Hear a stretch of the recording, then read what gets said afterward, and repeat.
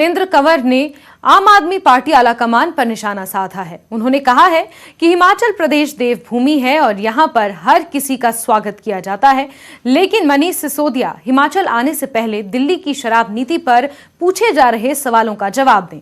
दिल्ली के शराब घोटाले के मुख्य आरोपी दिल्ली के ही उप मुख्यमंत्री मनीष सिसोदिया और उसके मुख्य सरगना अरविंद केजरीवाल हैं।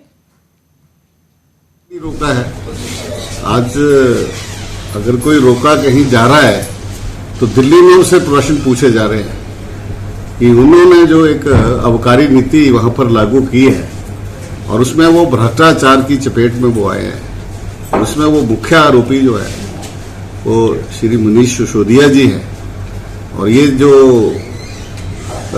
जो इसके तार जो है वो केजरीवाल जी के साथ जो है वो जुड़ी हुई है।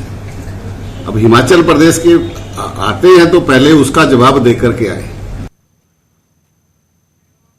और शिमला से बड़ी खबर, जहां कांग्रेस नेता आनंद शर्मा प्रेस कॉन्फ्रेंस करेंगे। प्रेस कॉन्फ्रेंस दोपहर 2 बजे प्रस्तावित है। आपको बता दें कि इस प्रेस कॉन्फ्रेंस में संचालन समिति से इस्तीफे के बाद आनंद शर्मा अपना जवाब रख सकते हैं, अब इस्तीफे पर अपनी बात रख सकते हैं। बुधवार को कांग्रेस की सरकार बनने का उन्होंने दावा किया था और अब 2 बजे प्रेस कॉन्फ्रेंस करेंगे और वहां पर ऐसा माना जा रहा है कि इस्तीफे पर अपनी बात रख सकते हैं। तो बड़ी खबर राजधानी शिमला से, जहां आनंद शर्मा प्रेस कॉन्फ्रेंस करने जा रहे हैं।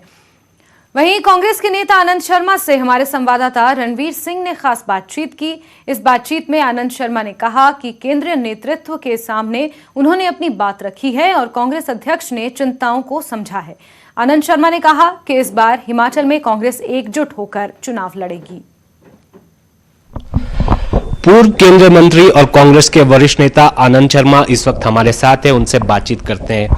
सर, क्या वजह रही कि आखिर आपको जो है स्टीयरिंग कमेटी से जो है अध्यक्ष पद से इस्तीफा देना पड़ा? देखिए, तो कुछ बातें होती हैं, कैसे विषय जो नेतृत्व के सामने लाना ज़रूरी हो जाता है और जो कर्तव्य भी बनता है, पर वो संगठन की अंदर की वो बात है, जो विषय हैं उसका मैंने उल्लेख नहीं किया। ये भी संदेश देना चाहते हैं कि कांग्रेस ही एक ऐसी पार्टी है जिसके भीतर इतना राइट आपको है कि आप अपनी बातें खुल के रख सकते हैं, अपना मूव ले सकते हैं। मैंने हमेशा ऐसा ही कर रहा है।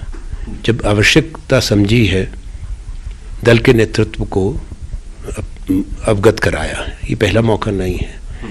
मैं केवल राज्य के चुनाव से संबंधित एक कमेटी से कोई हमारी पहचान नहीं है। मैं आभारी भी हूँ, मेरे संगठन ने भी मुझे अवसर दिए। साल सर आपको कांग्रेस में हो गए, इस बार के चुनाव को आप किस तरह से देखते हैं और आपकी क्या भूमिका रहेगी? मैं तो प्रचार करूंगा कांग्रेस के उम्मीदवारों के लिए, पर मेरी भूमिका जो दल तय करे। हमने हर चुनाव में प्रचार किया है। मेरा प्रयास ये होगा कि कांग्रेस में एकता बनी रहे। समझते हैं कि गांधी परिवार से बाहर कोई होना चाहिए या ये हम उस पर कुछ नहीं कहते। गांधी परिवार का एक अपना योगदान है, उनकी भी कई पीढ़ियों ने संघर्ष किया है, कुर्बानी की है, वो एक हिस्सा है कांग्रेस के नेतृत्व का।